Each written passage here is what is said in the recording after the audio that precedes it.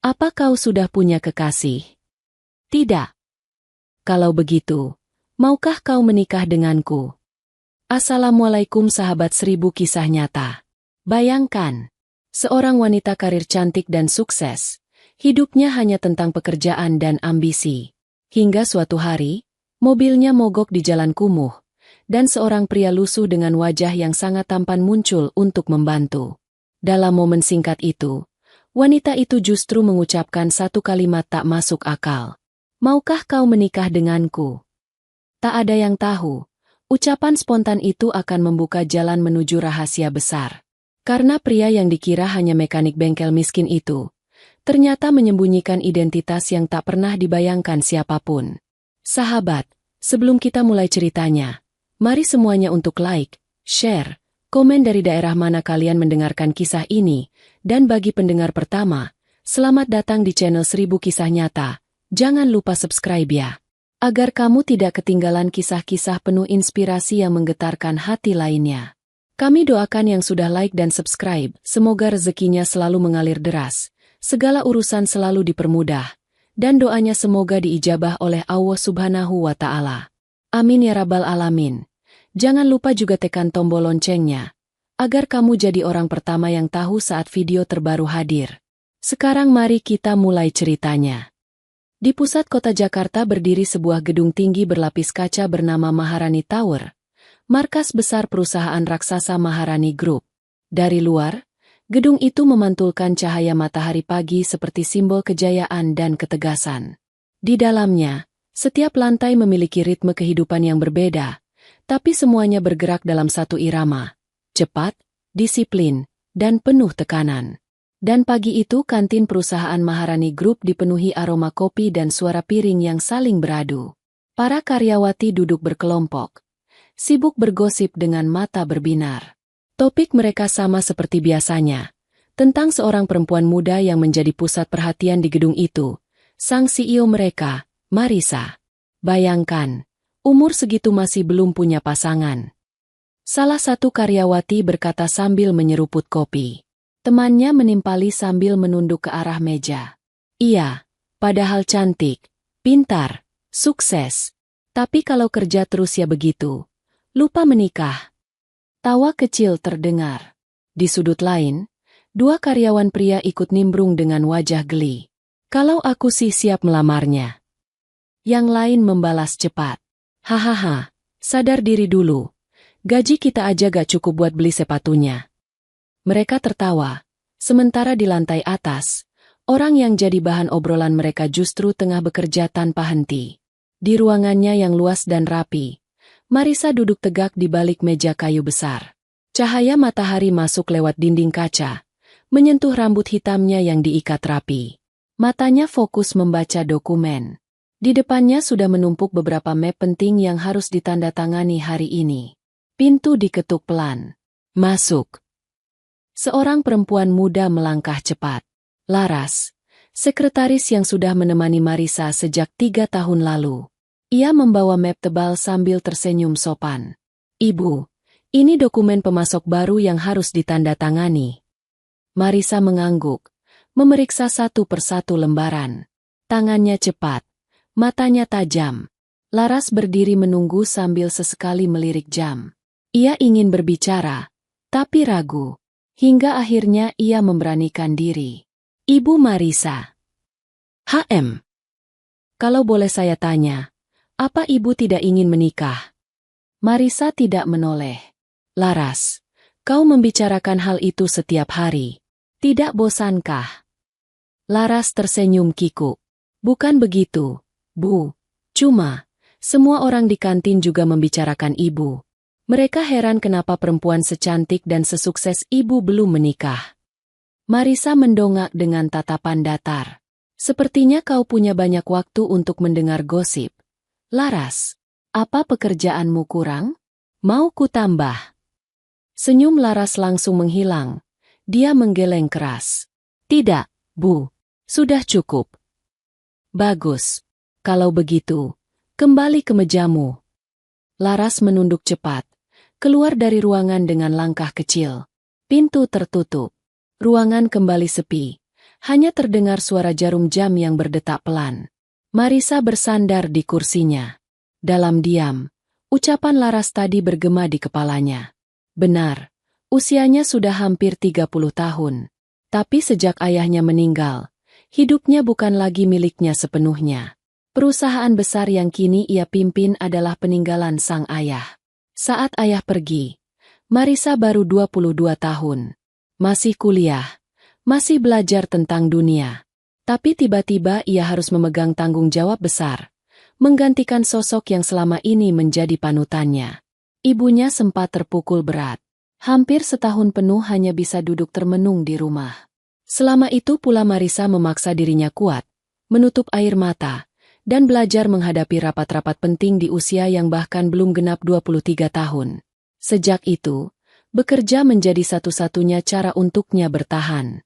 Dan tentang menikah, pikirannya langsung menolak. Selama ini ia sering bertemu pria-pria sukses di dunia bisnis, tapi nyaris semua sama. Mereka sopan di depan meja rapat, tapi saat lampu kantor padam, mereka berubah. Ada yang bermain dengan sekretarisnya, ada yang menggoda karyawan magang, bahkan pernah satu rekan bisnis terang-terangan mencoba merayunya. Pengalaman itu membuat Marisa jijik dan berhati-hati. Ia tidak ingin menjadi mainan siapapun. Lebih baik sendiri daripada terjebak dengan pria palsu. Hari itu ia punya jadwal perjalanan bisnis keluar kota. Mobil hitam perusahaan sudah menunggu di parkiran bawah. Laras membantu menyiapkan dokumen, sementara sopir memeriksa rute. Begitu semua siap, Marisa turun dengan langkah tenang, masuk ke mobil, dan perjalanan dimulai. Udara siang terasa terik. Di luar kota, jalanan mulai sepi.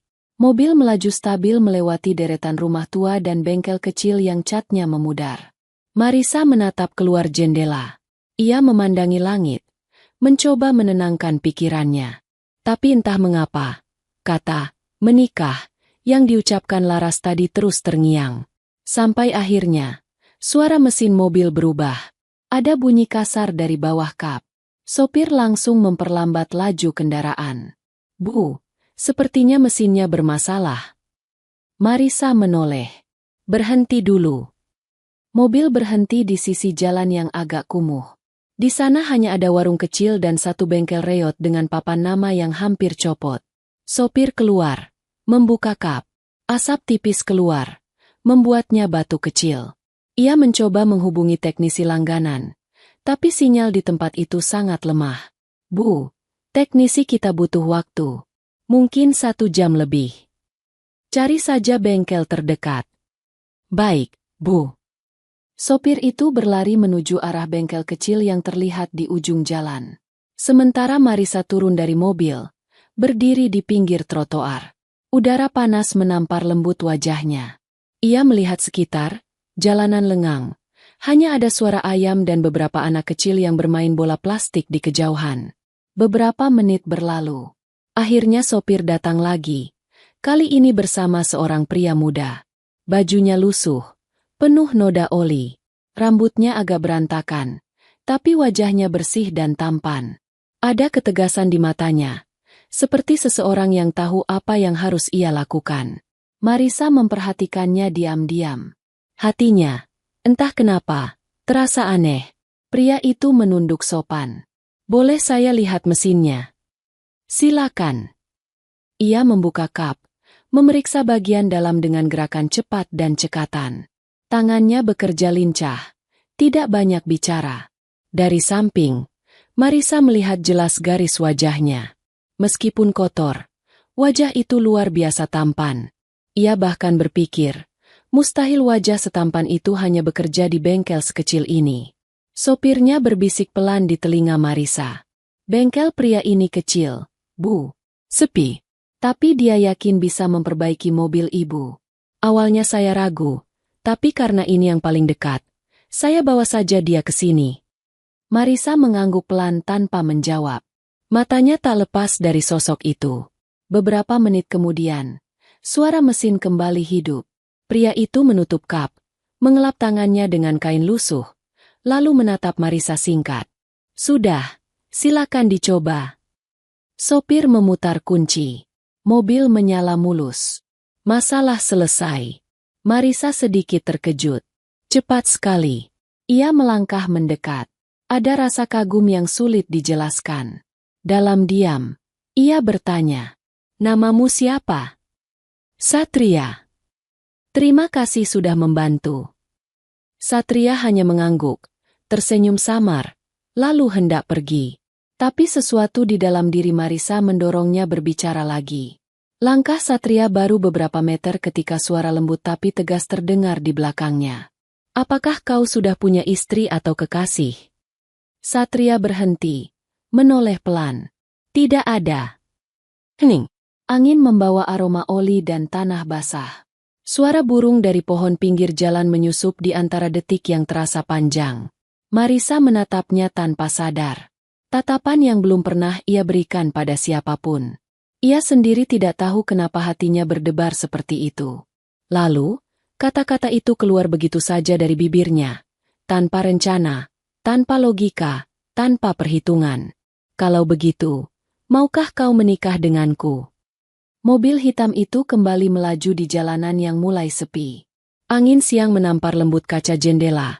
Tapi di dalam kabin, suasananya justru kaku.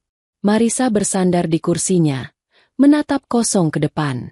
Tangannya mengepal di pangkuan, bibirnya menegang. Ia baru saja melamar seorang pria asing. Seorang mekanik bengkel yang bahkan baru ia temui kurang dari 10 menit. Kepalanya terasa panas. Hatinya berdebar seperti genderang perang. Sopir yang duduk di depan melirik dari kaca spion. Tapi ia tahu betul kapan harus diam. Hanya suara mesin dan detak jam digital mobil yang terdengar. Marisa menarik napas dalam-dalam. Ia menatap pantulan wajahnya di kaca jendela. "Apa yang baru saja aku lakukan?" bisiknya lirih. Ia memejamkan mata, mencoba menenangkan diri. Tapi kalimat itu terus berputar di kepalanya. Seperti gema yang tak mau berhenti. "Kalau begitu, maukah kau menikah denganku?" Ia membuka mata. Tiba-tiba wajah Satria muncul di pikirannya. Wajah tampan itu, yang entah kenapa begitu tenang mendengar kata-katanya. Bukan wajah kaget, bukan tawa mengejek, bukan pula tatapan bingung seperti orang yang tak percaya. Justru ekspresi Satria begitu datar, tenang, seperti mendengar hal yang biasa saja. Dan jawabannya, "Akan saya pikirkan." Marisa mengembuskan napas keras. Dia bahkan tidak kaget. Apa mungkin dia memang sudah sering dilamar wanita? Gumamnya pelan, setengah kesal, setengah malu. Sopir yang mendengar gumaman kecil itu menegakkan punggung, pura-pura tidak tahu apa-apa. Tapi di dalam hati, ia juga heran. Seumur-umur bekerja dengan Marisa, baru kali ini bosnya kehilangan kendali seperti itu. Mobil terus berjalan.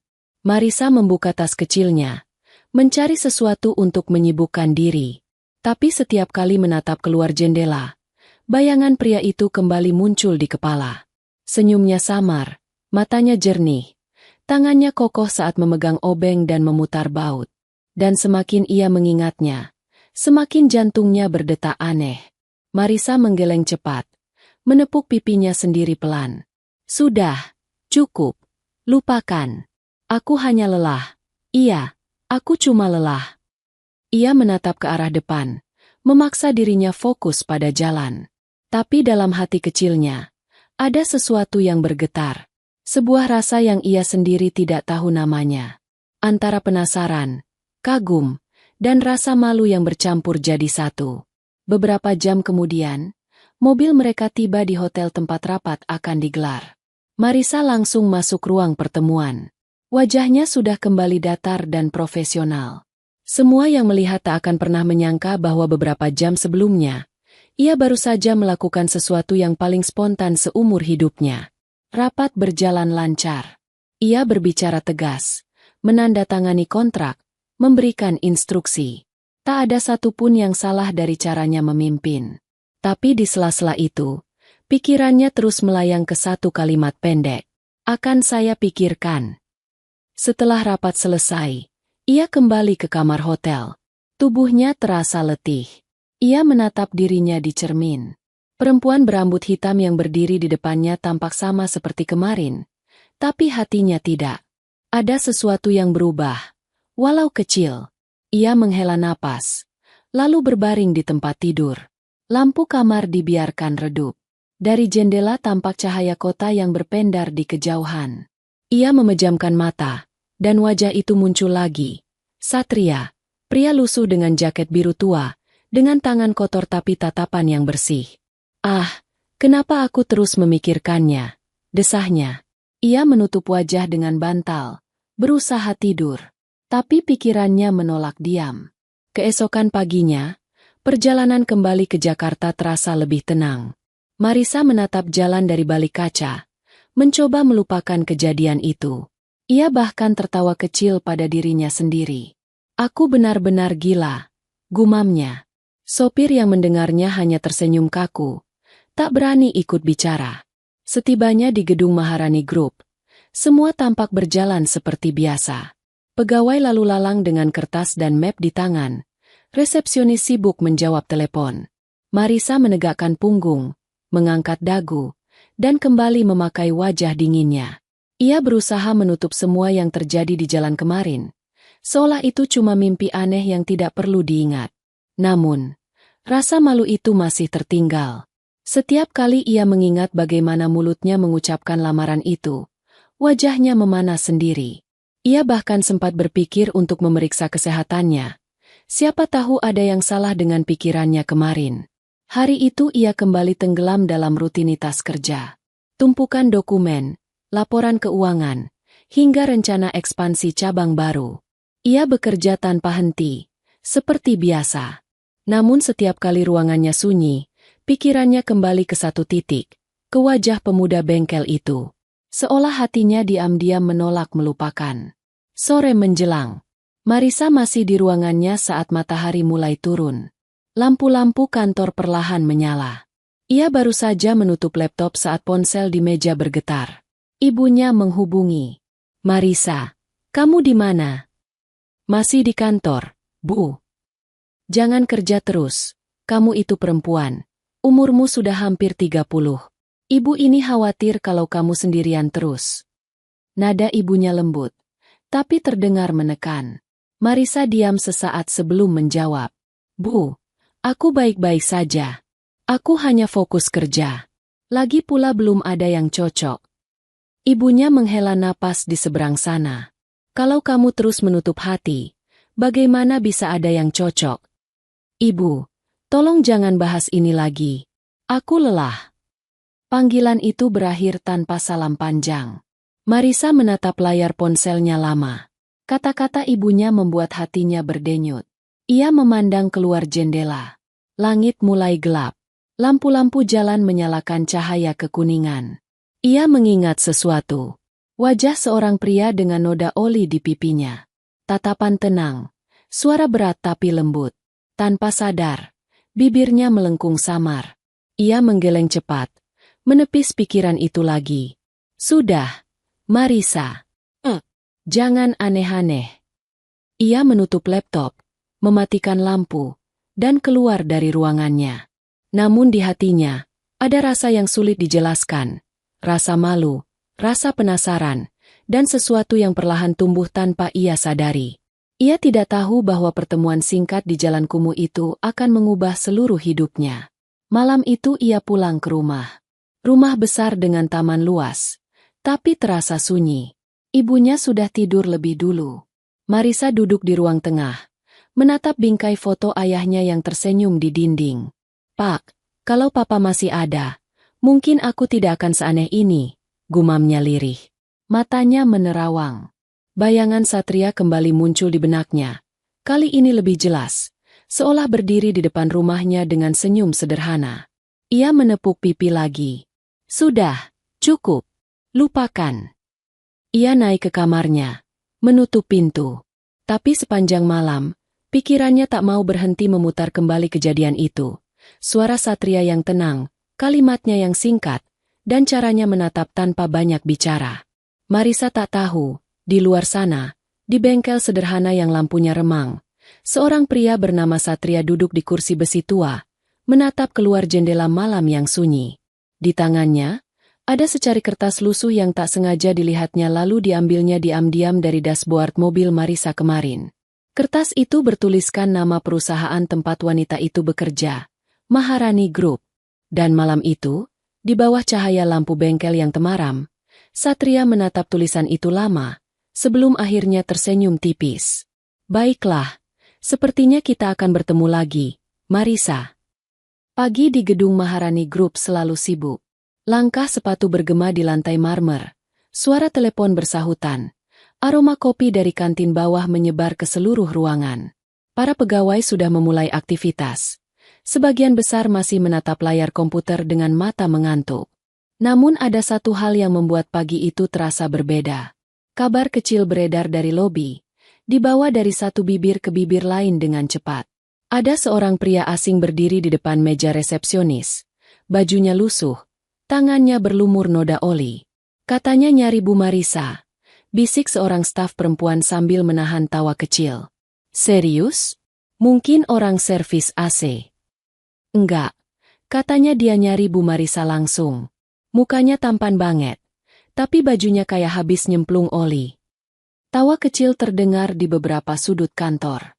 Tidak ada yang tahu kalau pagi itu, cerita hidup sang CEO cantik itu akan berubah selamanya.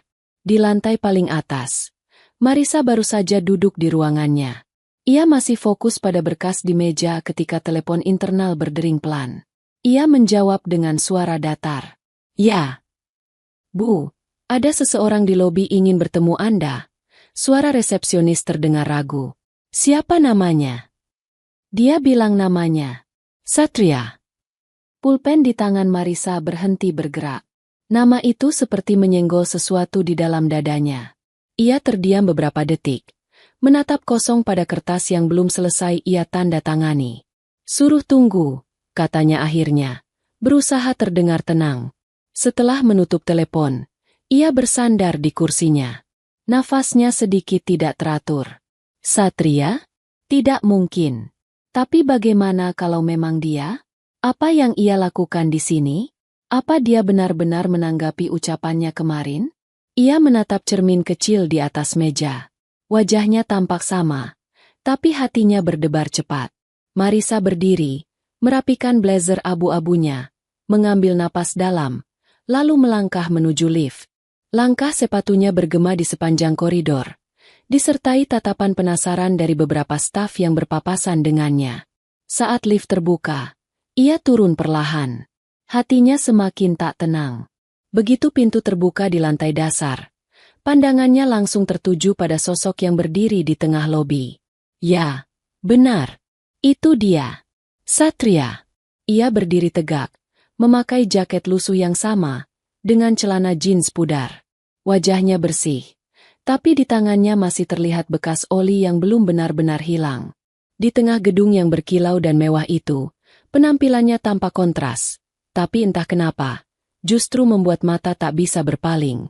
Beberapa pegawai berbisik-bisik di belakang, menahan senyum geli dan rasa penasaran. Siapa dia?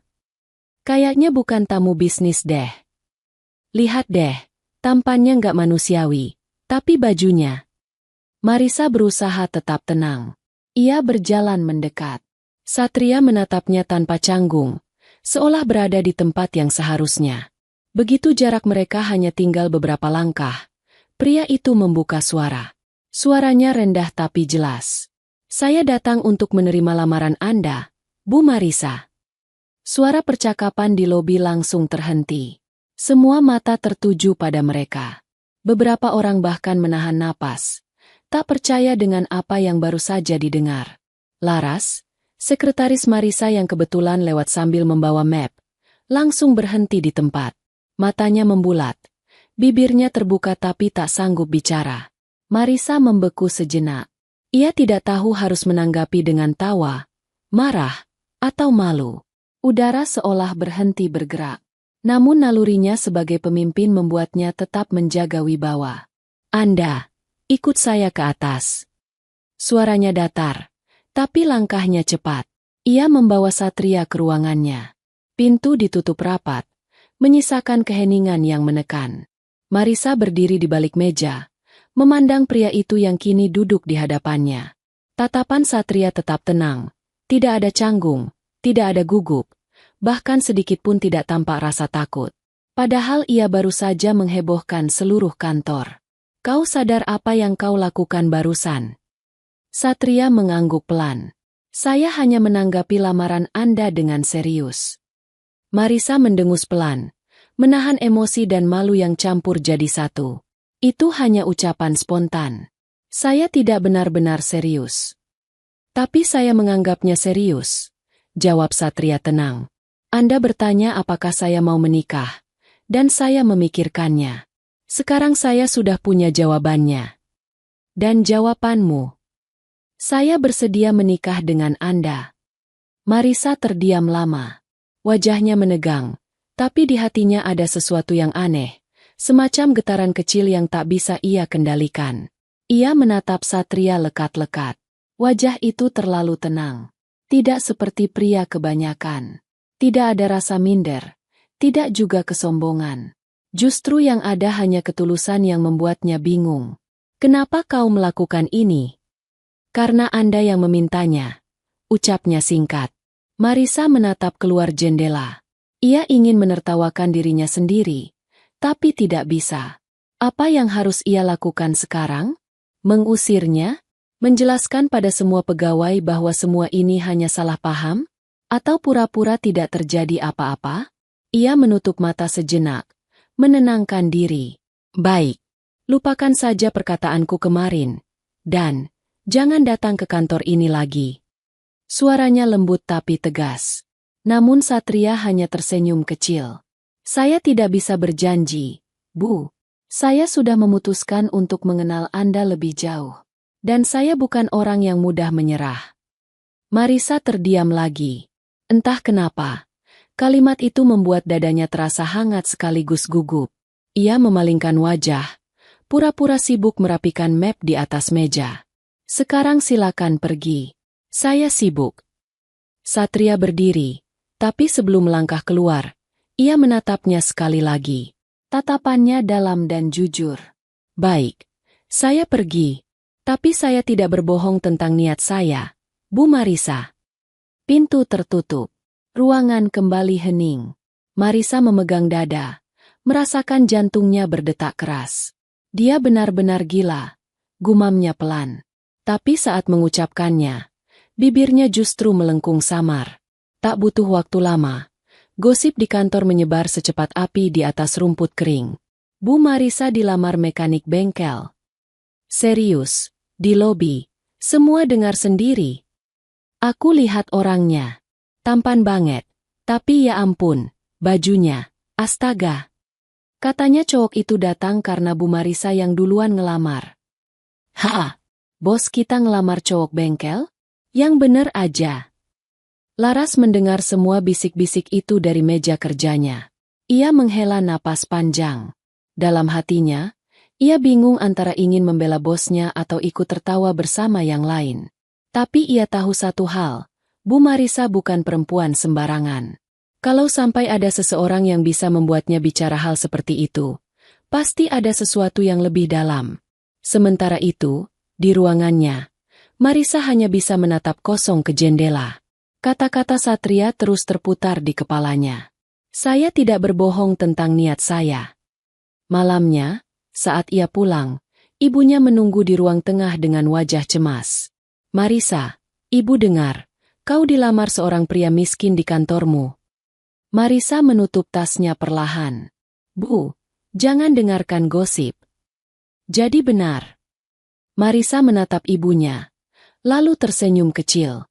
Ibu, aku tahu apa yang kulakukan. Ibunya menarik napas berat. Ibu memang ingin kamu segera menikah, tapi bukan dengan pria seperti itu, Marisa. Dia bahkan bukan siapa-siapa. Dia pria miskin. Marisa menatap lantai sesaat, lalu berkata pelan. Mungkin karena dia bukan siapa-siapa itulah, aku merasa tenang. Ibunya terdiam, tidak mengerti maksudnya. Marisa lalu berdiri, berjalan menuju kamarnya, meninggalkan ibunya yang masih terpaku di kursi. Di balik pintu kamar yang tertutup, Marisa bersandar pada dinding, menatap langit-langit putih. Ia tahu, ia sedang masuk ke dalam sesuatu yang tidak biasa. Dan entah kenapa, bagian kecil dalam dirinya justru tidak ingin berhenti. Sementara itu, di luar sana, Satria berdiri di bawah cahaya lampu jalan. Ia menatap gedung tinggi tempat Marisa bekerja. Angin malam berhembus pelan. Ia menyelipkan tangan ke dalam saku jaketnya. Wajahnya yang tenang perlahan berubah menjadi lebih serius. Dari dalam saku, ia mengeluarkan sebuah kartu kecil berlogo kepolisian yang hampir pudar oleh waktu. Tatapannya tajam. Suaranya pelan nyaris tak terdengar. Maaf, Marisa. Aku tidak datang ke perusahaanmu hanya karena lamaran itu. Tapi karena ada sesuatu yang harus kusingkap di dalam sana. Hari demi hari berlalu setelah kejadian di lobi itu. Namun gosipnya tak juga padam. Bahkan kini hampir semua karyawan di Maharani Group tahu nama Satria. Di setiap sudut kantor, di antara tumpukan kertas dan bunyi keyboard, selalu ada bisik-bisik kecil tentang pria bengkel tampan yang melamar bos mereka. Katanya dia datang lagi kemarin sore. Iya, aku lihat sendiri dari jendela. Dia duduk di lobi sambil bawa bunga. Bunga? Ya ampun, itu romantis atau nekat sih? Kalau nekat, ya jelas. Lihat aja, siapa yang berani datang ke perusahaan besar ini dengan baju kotor. Tapi mukanya itu loh, kalau tampan segitu sih, aku juga mau dilamar. Tawa kecil pecah, menular ke meja lain. Namun di ruang atas, Marisa hanya bisa menghela napas panjang mendengar laporan dari Laras yang berdiri di depannya. Dia datang lagi, Bu. Sekarang bawa termos kopi. Katanya mau mengantar sendiri karena kemarin Anda terlihat lelah. Laras menatap bosnya, bingung antara khawatir dan geli. Marisa memejamkan mata, menahan rasa campur aduk. Suruh dia pulang. Bilang aku sibuk. Sudah, Bu. Tapi dia bilang akan menunggu sampai jam makan siang. Marisa membuka mata, menatap Laras dengan wajah datar tapi nada suaranya mulai turun. Laras, kau ingin kupindahkan ke cabang luar kota? Laras langsung gelagapan. Jangan, Bu. Saya cuma menyampaikan pesan. Marisa mendesah, menatap jendela. Di bawah sana, terlihat samar-samar Satria sedang duduk di kursi tunggu, menunduk sedikit sambil memegang termos logam di tangannya. Wajahnya tetap sama seperti pertama kali mereka bertemu, tenang, tanpa canggung sedikit pun. Ia bahkan tampak seperti tidak peduli pada tatapan orang-orang di sekitarnya. Ada sesuatu dalam ketenangannya yang membuat Marisa sulit marah. Ia ingin mengusirnya, tapi juga tidak tega. Ia sendiri pun bingung dengan perasaannya. Semuanya terasa begitu absurd, tapi di sisi lain, entah kenapa, hatinya tidak menolak. Menjelang siang, Laras datang lagi. Bu, dia masih di sana. Marisa mengangkat alis. Masih? Iya. Dia belum makan katanya. Katanya mau nunggu Anda keluar makan siang. Marisa menatap jam tangannya. Waktu menunjukkan pukul 12 lebih 10 menit. Akhirnya ia berdiri, merapikan blazer, dan berkata datar. Baiklah, aku keluar sekarang. Begitu pintu lift terbuka di lobi, semua mata otomatis menoleh. Beberapa karyawan perempuan pura-pura sibuk mengetik di ponsel padahal mereka mengintip diam-diam. Satria berdiri begitu melihat Marisa mendekat. Kenapa kau masih di sini? Suaranya tenang, tapi matanya menyimpan kelelahan. Satria tersenyum. Saya janji mau kasih kopi. Katanya kemarin Anda belum sempat minum pagi. Marisa menarik napas dalam, berusaha menahan tawa kecil yang nyaris keluar. Ia tidak tahu apakah harus marah atau tersentuh. Kau tahu ini kantor, kan? Tempat kerja, bukan warung kopi. Saya tahu, jawab Satria santai. Tapi di kantor lain tidak ada wanita yang pernah melamar saya. Beberapa pegawai yang mendengar langsung menunduk menahan senyum. Marisa menatapnya tajam. Tapi pipinya justru terasa panas. Ia tidak ingin terlihat kalah. Baiklah, kalau begitu, terima kasih untuk kopinya. Sekarang kau boleh pergi. Namun Satria tetap berdiri di tempat. Saya akan pergi. Tapi bolehkah saya datang lagi besok? Untuk apa? Untuk memastikan Anda sudah sarapan. Marisa menghela napas, lalu melangkah pergi tanpa menjawab. Tapi langkahnya sedikit melambat, dan dari kaca lift, ia sempat melihat Satria masih tersenyum tipis sambil menatap ke arah dirinya. Sejak hari itu, Satria mulai sering muncul. Kadang ia datang membawa makan siang sederhana, kadang hanya duduk sebentar di taman depan kantor dengan alasan menunggu. Anehnya, meski penampilannya masih sederhana, semua satpam dan pegawai mulai mengenalnya. Bahkan sebagian mulai terbiasa. "Pagi, Mas Satria," sapa salah satu satpam. "Pagi, Pak," jawabnya ramah. Di dalam kantor, gosip tentang mereka terus menjadi bahan pembicaraan. Ada yang iri, ada yang mencibir, ada pula yang diam-diam kagum. Bu Marisa itu hebat. Biasanya wanita kaya cuma mau yang sejajar, tapi dia malah dekat dengan pria miskin. Ah, jangan terlalu cepat menilai. Siapa tahu cuma main-main. Namun Laras, yang mengenal bosnya lebih dari siapapun, tahu bahwa ini bukan main-main. Ia sering memergoki senyum kecil di wajah Marisa setiap kali nama Satria disebut. Dan ia tahu, sesuatu sedang berubah di hati bosnya. Suatu sore, ketika hampir semua pegawai sudah pulang, Laras hendak masuk ruang Marisa untuk mengantarkan laporan. Tapi langkahnya berhenti di depan pintu yang setengah terbuka. Dari celah kecil itu, ia melihat Marisa berdiri di dekat jendela, memegang secangkir kopi. Satria berdiri tak jauh darinya. Suara mereka pelan tapi jelas. "Aku tidak mengerti kenapa kau masih datang setiap hari." "Karena aku ingin mengenalmu," jawab Satria. "Kenal? Kau bahkan tidak tahu siapa aku." "Justru karena itu, aku ingin tahu siapa wanita yang berani melamar pria di jalanan." Marisa terdiam, lalu menunduk. Suara tawa kecil lolos dari bibirnya. "Dan kau pria aneh, Satria."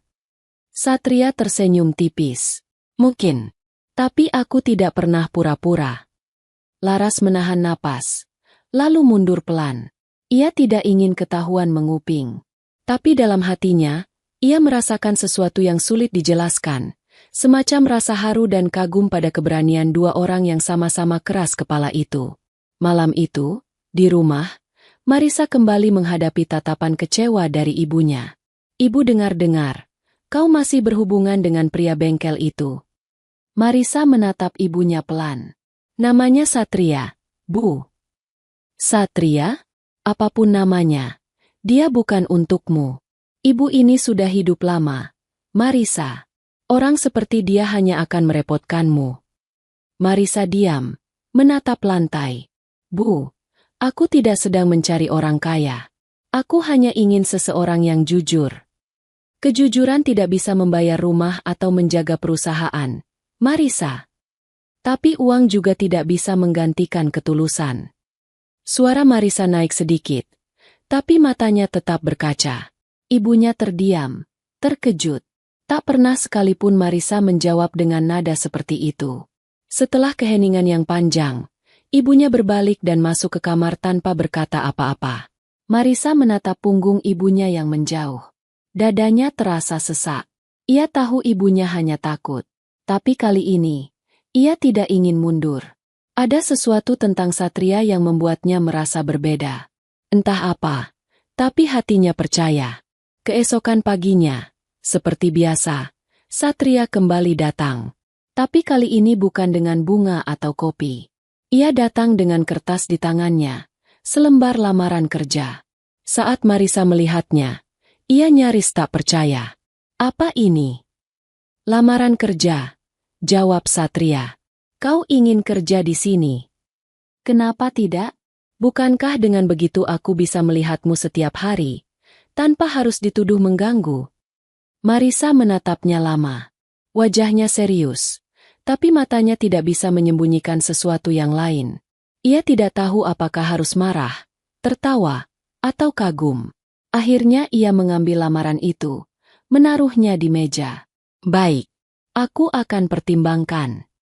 Satria tersenyum, menunduk sopan, lalu berjalan keluar ruangan. Begitu pintu tertutup, Marisa hanya bisa berdiri terpaku. Ia sadar, hidupnya yang dulu tenang kini berubah menjadi penuh kejutan, dan semua berawal dari satu ucapan yang tak pernah ia rencanakan. Namun tanpa ia sadari, alasan sebenarnya kenapa Satria ingin masuk ke perusahaannya bukan hanya karena perasaan. Ada sesuatu yang jauh lebih besar sedang ia sembunyikan di balik senyumnya yang tenang. Pagi itu, suasana kantor terasa lebih ramai dari biasanya. Bisik-bisik kecil terdengar di setiap meja. Sebagian terdengar kagum, sebagian lagi nyaris tak percaya. Selembar pengumuman baru saja ditempel di papan informasi dekat lobi. Tulisan di atasnya singkat tapi mengejutkan. Karyawan baru, Satria. Divisi Teknisi Lapangan. Ya, Satria kini resmi bekerja di Maharani Group. Kabar itu langsung menyebar ke seluruh lantai, secepat gosip seminggu lalu saat ia datang melamar Marisa. Semua orang bereaksi. Ada yang heran, ada yang sinis, ada pula yang tersenyum geli. Gila, jadi beneran diterima kerja di sini? Iya, katanya Bu Marisa sendiri yang tanda tanganin. Wah, berarti ini bukan gosip lagi dong. Mereka beneran deket. Bisa aja tuh cowok main hati. Biar bisa deket sama bos. Tapi serius ya, mukanya itu tampan banget. Kayak artis Korea, cuma versi lusuh. Tawa kecil menyebar ke sudut-sudut kantor. Tapi tidak semua menertawakan. Beberapa justru merasa penasaran. Siapa sebenarnya pria itu? Satria berjalan melewati lorong panjang di lantai bawah dengan seragam kerja baru yang sedikit longgar di tubuhnya. Namanya terpasang rapi di dada kiri. Ia membawa tas kecil berisi perkakas. Melangkah santai, tak terlihat canggung sedikitpun.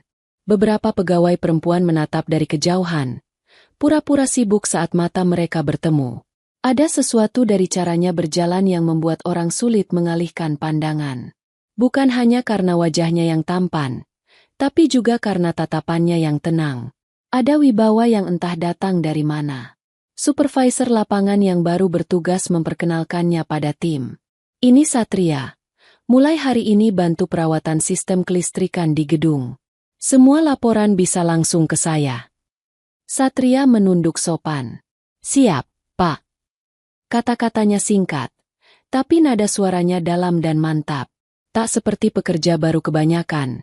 Ia tidak tampak gugup sama sekali.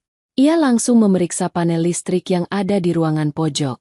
Gerakannya cekatan, tapi tetap hati-hati. Bahkan supervisor yang sudah lama bekerja di situ pun diam-diam merasa kagum.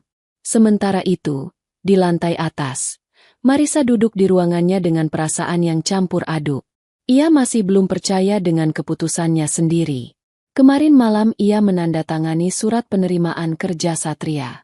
Alasannya sederhana, karena pria itu tidak menyerah. Ia tahu betul keputusan itu bisa memicu gosip baru. Tapi entah kenapa, hatinya berkata untuk membiarkan saja. Toh, ia juga ingin tahu, siapa sebenarnya Satria. Pria itu terlalu tenang untuk ukuran seseorang yang katanya miskin. Caranya bicara sopan, pilihan katanya tepat.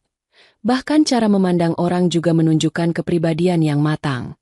Tidak ada kesan asal-asalan seperti pekerja bengkel yang ia bayangkan. Laras masuk membawa dokumen. Bu, semua orang bicara soal karyawan baru itu. Marisa menatapnya datar. Kau juga ikut bicara? Laras tergagap. Tidak, Bu. Saya cuma melapor. Tapi, jujur saja, wajahnya tampan sekali. Marisa mengangkat alis pelan. Tampan tidak membuat orang istimewa. Laras. Kalau yang bilang Bu Marisa, berarti memang istimewa. Sahut Laras sambil tersenyum jahil. Marisa mendengus. Tapi ada senyum kecil yang lolos dari bibirnya. Ia tahu Laras menggoda, tapi dalam hatinya, ia sendiri tak bisa menyangkal bahwa ada sesuatu pada Satria yang membuatnya tak tenang. Beberapa hari berlalu. Satria menjalani pekerjaannya dengan tenang, seolah sudah lama bekerja di sana. Ia membantu tim teknisi memperbaiki lift, memeriksa kabel, hingga memantau genset cadangan. Semua dilakukan dengan cermat, tanpa banyak bicara, tapi hasilnya selalu sempurna. Bahkan bagian teknik yang biasanya lambat kini jadi lebih efisien. Yang lebih membuat semua terkejut, Satria juga tahu banyak hal di luar bidangnya. Pernah suatu kali, bagian IT mengalami gangguan server kecil. Satria yang kebetulan lewat langsung menunduk dan berkata, "Coba periksa sambungan data di port belakang. Kalau lampu indikatornya mati, kemungkinan groundingnya terlepas." Semua orang menatapnya. Dan benar saja, saat diperiksa, masalahnya persis seperti yang ia katakan. Dari hari itu, nama Satria mulai terdengar ke seluruh ruangan. Para pegawai mulai menyapanya ramah. Beberapa bahkan diam-diam menaruh hati padanya. Namun Satria tetap sama. Tenang, sopan, dan jarang bicara. Setiap kali jam istirahat tiba, ia hanya duduk di taman depan kantor, meminum air putih sambil membaca koran bekas. Tak jarang, Marisa melihatnya dari jendela ruangannya di lantai atas. Entah mengapa, pemandangan itu membuatnya sulit fokus bekerja. Suatu sore, saat sebagian besar pegawai sudah pulang, Marisa masih di ruangannya. Pintu tiba-tiba diketuk. "Masuk." Satria muncul di ambang pintu, mengenakan seragam kerjanya yang masih ada sedikit noda minyak di bagian lengan. "Maaf, saya mengganggu." Marisa mengangkat wajahnya dari layar komputer. "Ada apa, Satria?" "Saya cuma ingin mengembalikan dokumen yang tadi jatuh di tangga belakang. Ini punya Anda." Ia meletakkan map coklat di atas meja. Marisa melihat sekilas. Benar, itu dokumen yang tadi pagi ia bawa saat memeriksa area baru. "Terima kasih. Tapi lain kali serahkan saja ke resepsionis." "Baik, Bu." Satria berbalik, tapi sebelum keluar, ia menoleh pelan. "Boleh saya bertanya sesuatu?" Marisa mengangguk, sedikit heran. "Kenapa Anda selalu menatap saya seolah ingin menebak sesuatu?" Pertanyaan itu membuat Marisa terdiam. Wajahnya langsung memanas. Ia tidak tahu apakah harus menyangkal atau menertawakan dirinya sendiri. "Jangan terlalu percaya diri. Aku hanya memastikan kau tidak bermasalah di kantor ini." Satria tersenyum kecil, lalu berkata pelan, "Kalau begitu, saya senang Anda memperhatikan saya." Marisa hampir kehilangan kata. Ia menunduk, berpura-pura membuka dokumen di mejanya, sementara Satria melangkah keluar. Begitu pintu menutup, ia mengusap wajahnya sendiri sambil mendesah panjang. Pria itu benar-benar membuat kepalaku berantakan. Beberapa minggu berlalu, dan perlahan, suasana kantor berubah. Satria bukan lagi orang asing. Ia disukai banyak orang. Bahkan beberapa divisi mulai mengandalkannya untuk hal-hal teknis kecil. Tapi bagi Marisa, kedekatan itu justru membuatnya semakin waspada. Karena di antara semua kesempurnaan yang ia lihat pada pria itu, ada hal-hal kecil yang aneh. Beberapa kali Satria terlihat berbicara dengan orang tak dikenal di area parkir. Kadang ia menghilang sebentar setelah jam kerja, lalu kembali ke kantor tanpa alasan jelas. Sekali waktu, Laras melihatnya keluar dari ruangan arsip tengah malam dengan wajah serius, seolah sedang mencari sesuatu. Laras sempat melapor, "Bu, saya tidak ingin menuduh, tapi saya merasa ada yang janggal dengan Satria." Marisa diam. Ia tahu Laras tidak sembarangan bicara. Tapi entah kenapa, ia juga tidak ingin langsung menuduh. "Jangan bicarakan ini ke siapapun dulu, Laras. Aku akan cari tahu sendiri." Sejak hari itu, tatapan Marisa pada Satria berubah. Bukan lagi tatapan penasaran, melainkan curiga. Namun di balik rasa curiga itu, ada perasaan lain yang tak bisa ia buang, rasa takut kehilangan. Karena di antara semua pria yang pernah ia temui, hanya Satria yang membuatnya ingin tahu lebih dalam, sekaligus membuat hatinya tak tenang. Dan di balik semua ketenangan yang Satria tunjukkan, ada rahasia besar yang perlahan mulai terbuka, sesuatu yang jauh lebih berbahaya dari sekadar cinta. Sore berganti malam. Lampu-lampu di gedung Maharani Group perlahan padam satu persatu. Hanya beberapa lantai saja yang masih menyala, termasuk lantai tempat ruang kerja Marisa berada. Di luar, hujan rintik-rintik mulai turun, menimbulkan bunyi halus di kaca jendela besar. Marisa menatap layar laptopnya, tapi pikirannya jauh melayang. Sudah beberapa hari ini, Rasa curiganya terhadap Satria terus mengganggu. Ada hal-hal kecil yang tidak bisa ia abaikan. Satria memang bekerja dengan rajin, tapi seringkali ia menghilang tanpa izin. Kadang muncul di tempat yang seharusnya bukan tanggung jawabnya. Dan yang paling mencurigakan, 2 malam lalu, Laras sempat melihatnya masuk ruang arsip perusahaan tanpa izin siapapun. Laras tidak pernah salah lihat. Ia gadis jujur dan teliti. Malam ini, Marisa memutuskan untuk memastikan sendiri kebenarannya. Ia menatap jam di dinding.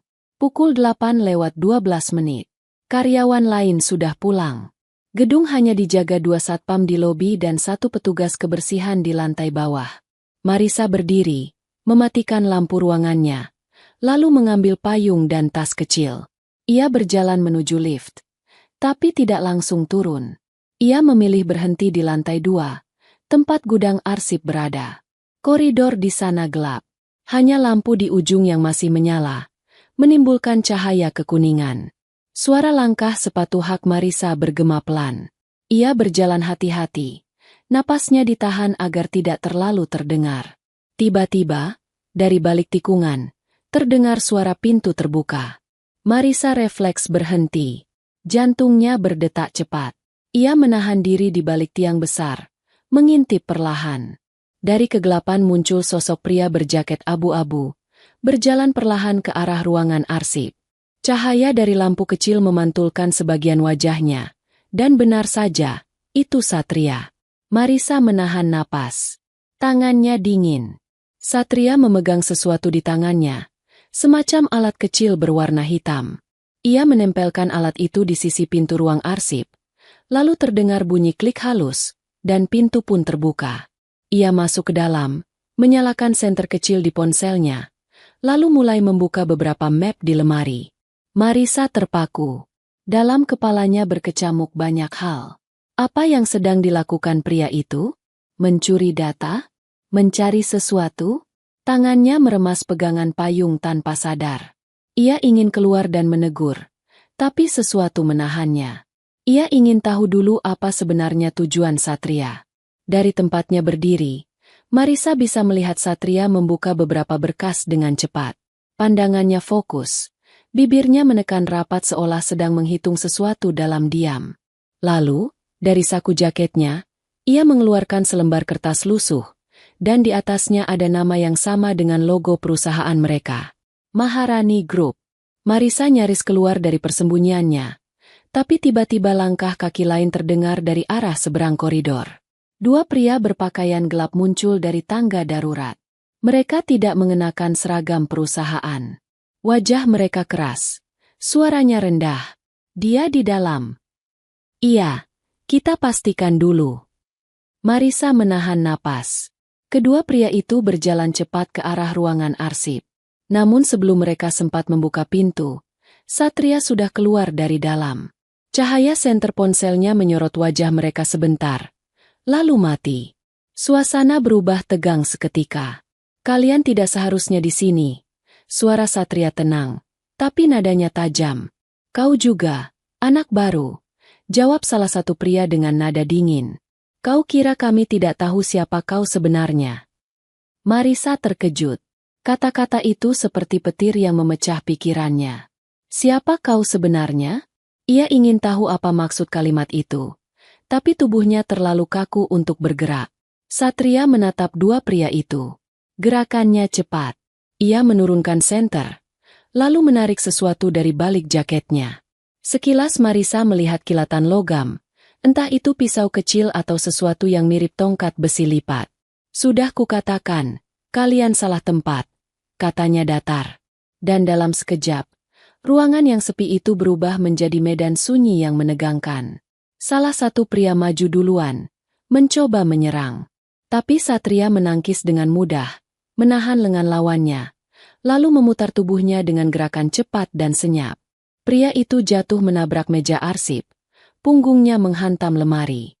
Pria kedua maju, tapi Satria menunduk menghindar, menahan pukulan, lalu menendang tepat ke arah kaki lawannya. Suara berat terdengar.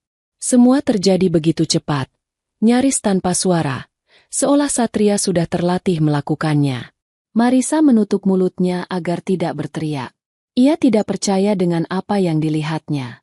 Satria, pria yang selama ini datang membawa bunga dan kopi, kini bergerak seperti seorang petarung profesional. Tatapannya dingin, tubuhnya gesit, dan setiap gerakannya penuh kendali. Beberapa detik kemudian, semuanya selesai. Kedua pria berpakaian gelap itu terkapar di lantai. Satria memeriksa saku mereka, mengambil sebuah kartu identitas kecil, lalu berdiri menatap ke arah koridor. Matanya menatap lurus ke tempat Marisa bersembunyi. Marisa kaget. Ia yakin Satria tidak bisa melihatnya dari kegelapan. Tapi tatapan pria itu terasa menembus. Dalam sepersekian detik, mereka saling pandang. Marisa dari balik tiang, Satria dari ujung koridor. Satria tidak berkata apa-apa. Ia hanya menyimpan kartu itu, lalu melangkah pergi dengan langkah tenang, meninggalkan dua pria yang kini tak bergerak. Marisa baru bisa bernapas setelah langkahnya menghilang di ujung tangga. Tangannya gemetar. Matanya masih menatap ruangan arsip yang kini berantakan. Apa ini? Desahnya lirih. Siapa sebenarnya dia? Malam itu, Marisa tidak bisa tidur. Hujan turun lebih deras, mengguyur atap rumahnya dengan suara keras. Ia duduk di tempat tidur, menatap langit-langit sambil memegang secangkir teh hangat yang tak disentuh sejak tadi. Bayangan kejadian di kantor terus berputar di kepalanya. Setiap gerakan Satria, tatapan matanya, cara ia bertarung, semua begitu jelas, begitu nyata. Ia tahu, pria itu bukan sekadar mekanik bengkel seperti yang selama ini dikira orang-orang. Ada rahasia besar yang ia sembunyikan. Rahasia yang berbahaya. Dan kini, Marisa berada di tengahnya. Keesokan paginya, saat memasuki kantor, suasananya berbeda. Beberapa staf bercerita tentang dua petugas asing yang katanya ditemukan pingsan di lorong belakang gedung dini hari tadi. Mereka tidak membawa identitas dan segera dibawa oleh pihak keamanan. Marisa tidak berkata apa-apa. Ia hanya berjalan melewati mereka dengan wajah datar. Tapi di dalam hatinya, gelombang pertanyaan terus tumbuh. Ia tahu siapa pelakunya. Tapi ia juga tahu, kalau ia menceritakan hal itu, akan ada keributan. Di depan lift, ia berpapasan dengan Satria. Pria itu tampak seperti biasa, mengenakan seragam kerja, membawa alat perbaikan, dan tersenyum kecil seolah tidak terjadi apa-apa. Pagi, Bu Marisa. Marisa menatapnya lama. Pagi. Hanya satu kata. Tapi dalam satu kata itu tersimpan ratusan perasaan yang saling bertabrakan. Antara ingin bertanya, ingin menegur, tapi juga takut mendengar kebenaran.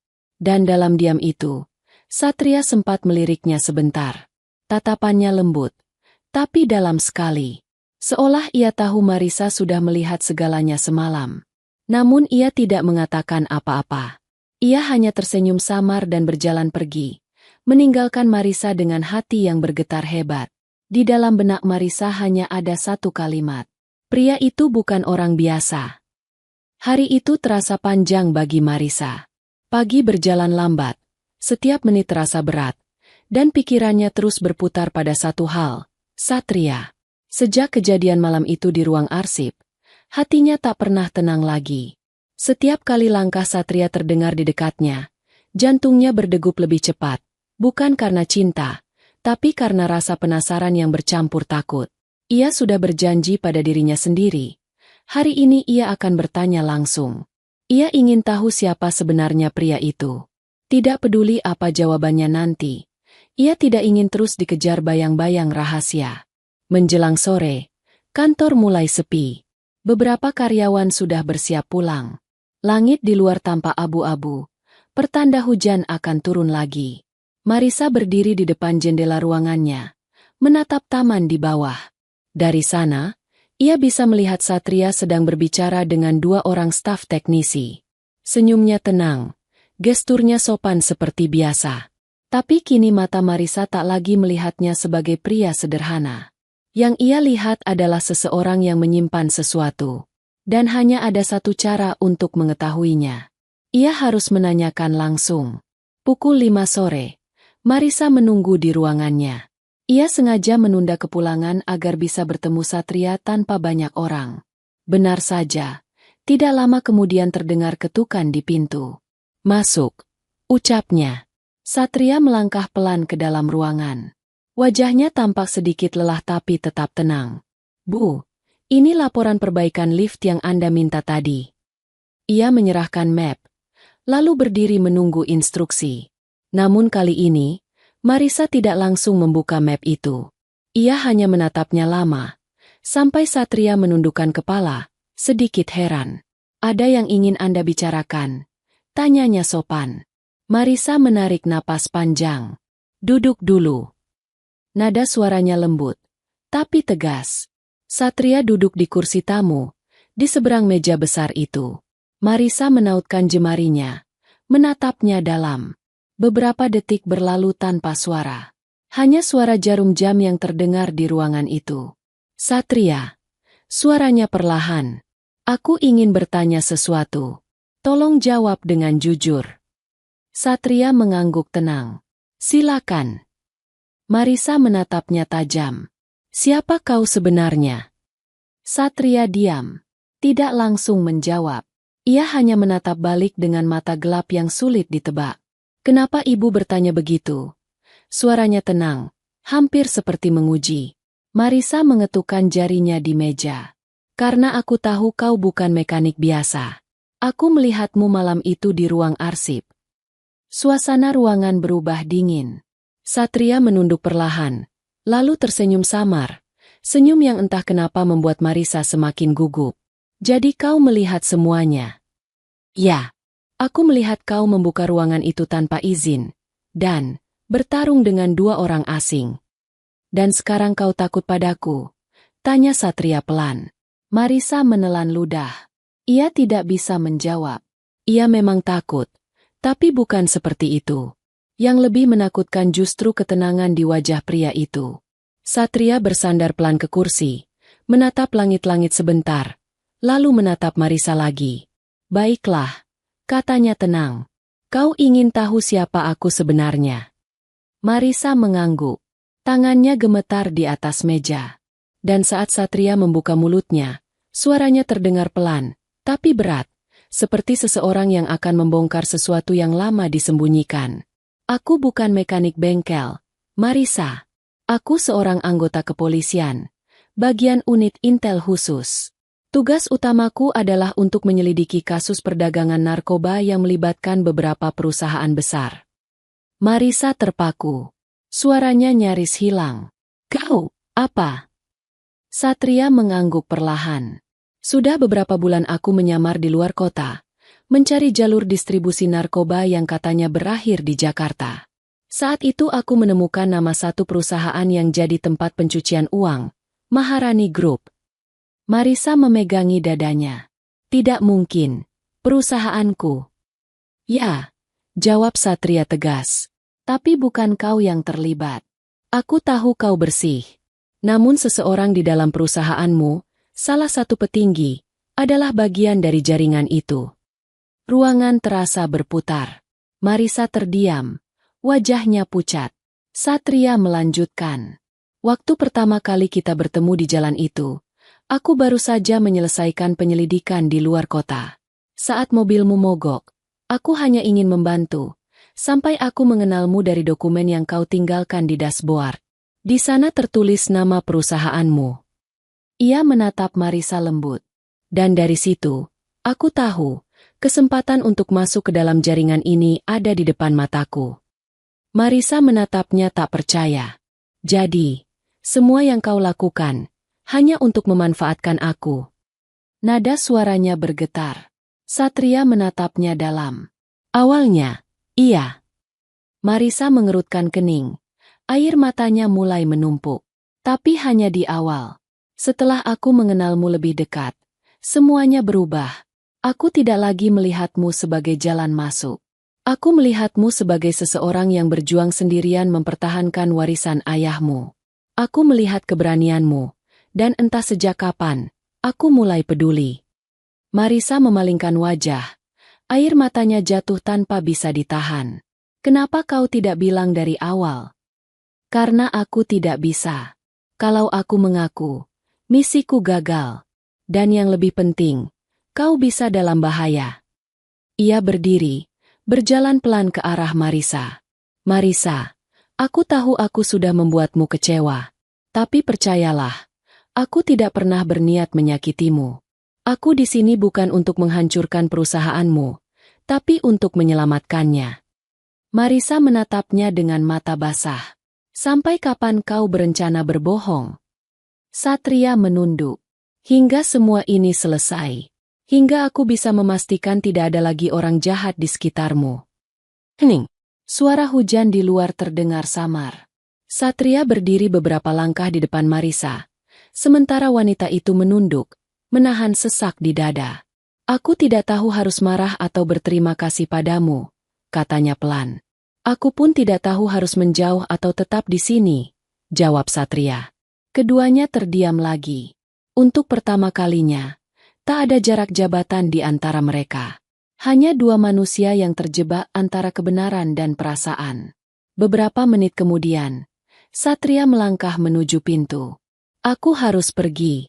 Mereka yang kita cari belum semuanya tertangkap. Tapi satu hal yang harus kau tahu, Marisa, aku tidak akan membiarkan mereka menyentuhmu. Marisa tidak menjawab. Ia hanya menatap punggung pria itu hingga menghilang di balik pintu. Ketika pintu tertutup, tangannya menutupi wajah. Isak kecil lolos di antara jemarinya. Hatinya hancur, tapi di balik rasa sakit itu, ada rasa yang lain. Rasa percaya. Malam itu, Marisa berdiri di balkon rumahnya, menatap langit gelap. Angin membawa aroma hujan. Di tangannya, ada cangkir kopi yang sudah dingin. Pikirannya penuh dengan bayangan Satria. Tentang siapa dia, tentang misinya, dan tentang kebohongan yang perlahan ia mengerti tujuannya. Ia sadar, hidupnya sudah berubah sejak pertemuan itu. Dan kini, meski hatinya masih terluka, ia tahu satu hal pasti, Satria bukan pria biasa. Ia datang membawa rahasia, tapi juga membawa sesuatu yang lebih besar dari itu. Dan di balik kegelapan malam, entah di mana, Satria sedang mengamati dari kejauhan. Matanya tajam, tubuhnya bersandar pada mobil hitam yang terparkir di tepi jalan. Ia menatap rumah Marisa lama, lalu berbisik pelan. Maafkan aku, Marisa, tapi permainan ini belum berakhir. Pagi itu langit mendung, tapi gedung Maharani Group tetap berdiri gagah di tengah kota. Angin lembab berhembus lembut melewati kaca tinggi yang berembun tipis. Di dalamnya, semua berjalan seperti biasa. Pegawai datang, lift bergerak naik turun, dan tawa kecil terdengar di kantin bawah. Tapi bagi Marisa, tak ada satupun yang terasa sama. Ia masih mengingat setiap kata yang Satria ucapkan malam itu. Bahwa pria yang selama ini ia kira hanya mekanik bengkel miskin, ternyata seorang agen kepolisian yang menyamar. Bahwa perusahaan yang ia rawat dengan susah payah ternyata sedang menjadi sarang orang-orang kotor yang bersembunyi di balik jas rapi dan senyum profesional. Kini setiap kali ia berjalan di antara para karyawannya, jantungnya terasa tak tenang. Ia menatap satu persatu wajah mereka, bertanya dalam hati, siapa di antara kalian yang mengkhianati aku dan ayahku? Sore itu, Satria muncul di lantai 6. Ia datang tanpa seragam, mengenakan jaket hitam polos dan celana jeans. Beberapa pegawai memandangnya heran, tapi tidak berani bertanya apa-apa. Ia berjalan cepat menuju ruang server, tempat yang jarang dikunjungi orang, kecuali tim IT. Di sana sudah menunggu dua pria yang berpakaian seperti teknisi, namun ekspresi mereka berbeda. Mereka bukan pekerja biasa. Satria mengenal mereka. Mereka adalah rekan satu timnya dari kepolisian. Bagaimana hasil pemeriksaan semalam? Tanya Satria pelan. Pria pertama menjawab, kita menemukan data aliran dana yang mengarah ke luar negeri. Ada nama salah satu petinggi di sini. Siapa? Randi Wijaya, wakil direktur utama. Satria diam sejenak. Ia sudah menduga, tapi kini buktinya mulai jelas. Randi, pria yang selama ini dikenal santun dan sangat dekat dengan keluarga Marisa, ternyata dalang utama di balik semua pencucian uang perusahaan. Ia berpura-pura menjadi orang kepercayaan, tapi sebenarnya memanfaatkan Maharani Group sebagai jalur untuk menyamarkan transaksi gelap. Satria mengepalkan tangan. Pastikan semua data itu aman. Jangan sampai bocor dulu. Aku belum ingin membuat Marisa panik. Pria satunya mengangguk. Tapi kita harus bergerak cepat. Kita dengar kelompok mereka mulai curiga padamu. Mereka tahu ada penyusup. Satria menatap mereka tenang. Biar aku yang urus. Aku sudah terlalu dalam di sini. Mundur sekarang sama saja menyerahkan Marisa pada mereka. Keduanya saling pandang. Mereka tahu betapa seriusnya kalimat itu. Lalu, tanpa banyak bicara lagi, mereka mengemasi alat dan pergi lewat tangga darurat. Satria berdiri sendirian di ruangan itu. Cahaya biru dari server memantul di wajahnya. Di matanya, ada keyakinan sekaligus rasa khawatir. Ia tahu, semakin dekat ia dengan kebenaran, semakin besar pula risiko bagi Marisa. Beberapa jam kemudian, Marisa memanggil semua kepala divisi untuk rapat mendadak. Wajahnya tampak tegas, tapi dalam hatinya masih bergejolak. Satria duduk di belakang ruangan, berpura-pura sebagai teknisi yang mengecek proyektor rapat, padahal ia sedang mengamati setiap gerak orang. Marisa membuka rapat dengan suara datar. Kita sedang mengalami kebocoran keuangan. Ada transaksi yang tidak sesuai laporan. Aku ingin penjelasan. Ruangan seketika hening. Semua menunduk, menunggu siapa yang berani bicara duluan.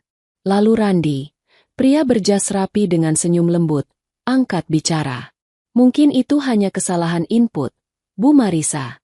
Bagian akuntansi sudah saya minta untuk menelusuri.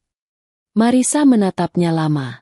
Ia selalu menghormati Randi sebagai tangan kanan ayahnya.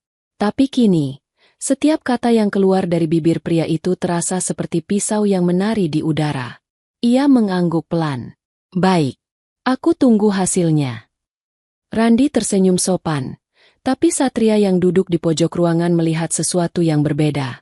Senyum itu dingin, terlalu terukur, terlalu yakin. Satria tahu senyum seperti itu. Senyum orang yang sedang menyembunyikan dosa besar. Setelah rapat selesai dan semua orang bubar, Marisa memanggil Satria diam-diam ke ruangannya. Apa kau sedang mencurigai Pak Randi? Tanyanya pelan. Satria menatapnya hati-hati. Dari mana kau tahu? Dari caramu memandangnya di ruang rapat. Aku tahu tatapan itu. Satria menatapnya, sedikit tersenyum. Kau benar-benar tajam. Aku ingin tahu semuanya, Satria. Belum saatnya, jawabnya tegas. Marisa mengerutkan kening. Kau pikir aku tidak kuat mendengarnya? Satria berjalan mendekat, berhenti di depan mejanya. Bukan soal kuat atau tidak, Marisa, tapi soal aman atau tidak. Mereka sudah curiga padaku. Kalau kau terlalu dekat, mereka juga akan mengincarmu. Marisa terdiam, tapi hatinya menolak untuk duduk diam dan menunggu. Kalau aku tidak tahu apa-apa, bagaimana aku bisa melindungi perusahaan ayahku? Satria memejamkan mata sebentar. Ia tahu wanita ini tidak akan menyerah. Ia membuka map kecil dan mengeluarkan selembar foto. Ini target utama kami, katanya pelan. Di foto itu terlihat Randi sedang berjabat tangan dengan seorang pria asing di pelabuhan. Di belakang mereka, ada kontainer besar dengan lambang perusahaan yang sama seperti milik Maharani Group. Marisa membeku. Itu logo perusahaan. Ya, tapi bukan pengiriman resmi. Di dalam kontainer itu, bukan barang dagangan, melainkan kiriman narkoba yang disamarkan sebagai bahan kimia industri. Marisa menutup mulutnya, menahan mual. Ia berjalan ke arah jendela, memandang keluar dengan mata berkaca. Aku tidak percaya ini, bisiknya lirih. Ayahku mempercayai orang itu seumur hidupnya. Satria mendekat, suaranya lembut. Aku tahu ini berat, tapi kau harus tetap tenang. Kalau Randi tahu kau sudah curiga, dia tidak akan diam. Marisa berbalik menatapnya. Matanya merah tapi kuat. Jangan suruh aku diam, Satria. Aku ingin ikut dalam penyelidikanmu. Satria menggeleng pelan. Tidak, Marisa. Ini terlalu berbahaya. Aku tidak peduli. Ini perusahaanku. Aku harus tahu siapa yang menghancurkannya dari dalam. Untuk pertama kalinya, nada suara Marisa membuat Satria tidak bisa berkata apa-apa. Ia menatap wanita itu lama, dan di matanya terlihat tekad yang sama seperti dulu saat pertama kali ia melihatnya di pinggir jalan. Tatapan wanita yang tidak kenal takut. Akhirnya ia menyerah. Baik. Tapi kau harus menuruti semua instruksiku. Sekali saja kau bertindak sendiri, nyawamu bisa terancam. Marisa mengangguk tanpa ragu. Aku janji. Malam itu, mereka mulai bekerja sama diam-diam. Satria memberikan Marisa akses untuk memantau pergerakan keuangan perusahaan dari server rahasia yang ia buat. Mereka berbagi data, saling memberi petunjuk. Dan di antara jam-jam panjang yang diisi ketegangan, hubungan keduanya mulai berubah tanpa mereka sadari. Ada rasa hangat yang muncul setiap kali pandangan mereka bertemu. Ada getaran halus di dada Marisa setiap kali Satria menyentuh lengannya untuk menunjukkan arah kursor di layar komputer.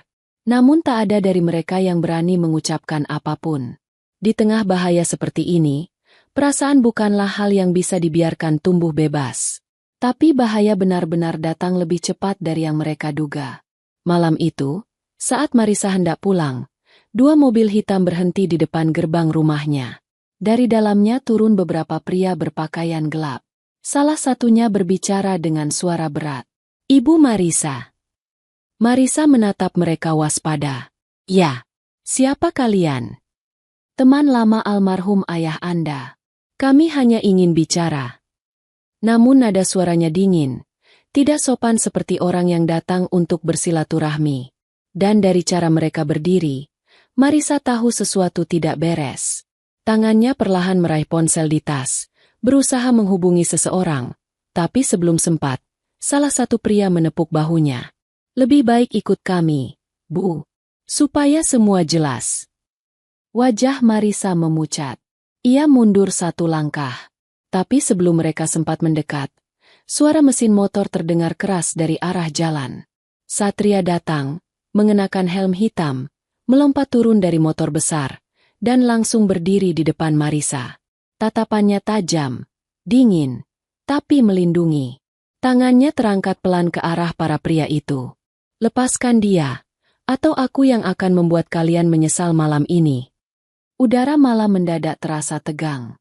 Marisa berdiri di belakang Satria. Matanya melebar. Ia baru menyadari, pria yang dulu ia kira miskin itu kini berdiri di depannya dengan aura yang sama sekali berbeda. Seperti seorang pelindung yang siap melawan dunia. Dan malam itu, untuk pertama kalinya, Marisa tahu bahwa kisah mereka baru saja berubah dari sekadar cinta yang tak sengaja, menjadi perjuangan hidup dan mati. Suara mesin motor meraung keras di depan rumah Marisa. Satria menatap tajam ke arah para pria berpakaian hitam yang menghalangi jalan masuk. 4 orang. Tubuh besar. Wajah keras. Gerak mereka bukan sekadar orang suruhan biasa. Mereka terlatih. Marisa berdiri di belakang Satria. Tubuhnya menegang. Angin malam berembus dingin, membawa aroma tanah basah sisa hujan sore tadi. Pria paling depan, berwajah parubaya dengan bekas luka di pipi, melangkah maju sambil tersenyum sinis. Jadi ini yang katanya mekanik bengkel? Hebat juga, bisa dekat dengan CEO cantik ini. Satria tidak menjawab. Matanya mengamati sekeliling, mencari celah. Jalanan sepi. Tidak ada warga yang lewat. Ia tahu, orang-orang ini tidak datang untuk bicara. Mereka datang untuk menculik Marisa. Marisa berbisik di belakangnya. Suara pelan tapi penuh panik. Satria, siapa mereka? Satria tak menoleh. Orang-orang Randi. Mereka datang karena tahu kau sudah terlalu banyak tahu. Pria di depan tertawa pendek. Ah, jadi bocor juga. Sayang sekali, cantik. Harusnya kau diam saja. Sekarang, ikut kami. Satria bergerak cepat. Satu langkah ke depan. Satu pukulan keras melayang ke rahang pria itu. Tubuhnya langsung terhuyung. 2 orang lainnya maju bersamaan. Tapi Satria menepis serangan mereka dengan gerakan terlatih. Memutar tubuh dan menendang satu ke arah dada. membuatnya terjatuh menabrak mobil yang terparkir. Suara benturan logam memecah keheningan malam. Marisa mundur beberapa langkah, menutup mulut, tak percaya dengan apa yang dilihatnya. Satria bergerak begitu cepat, seperti bayangan di bawah cahaya lampu jalan yang temaram. Dalam hitungan detik, 3 dari 4 pria itu sudah terkapar. Yang terakhir mundur pelan sambil mengeluarkan pistol dari balik jaketnya. Marisa menahan napas. Namun sebelum pria itu sempat mengangkat senjatanya, Satria menendang batu kecil ke arah tangannya. Bunyi logam beradu keras. Pistol itu terjatuh ke tanah, dan Satria langsung melompat maju, menendang kaki pria itu hingga tumbang. Suasana kembali hening. Hanya suara jangkrik dan napas Satria yang tersisa di udara. Ia berbalik, menatap Marisa. Cepat, ikut aku. Mereka tidak datang cuma berempat. Marisa mengangguk gemetar. Ia mengikuti langkah Satria yang cepat. Keduanya naik ke motor besar itu. Begitu mesin dihidupkan, suara knalpot menggema memecah malam. Pegangan yang kuat, kata Satria. Marisa memeluk pinggangnya erat-erat. Lalu motor melesat menembus gelap, meninggalkan rumah dan para pria yang terkapar di halaman.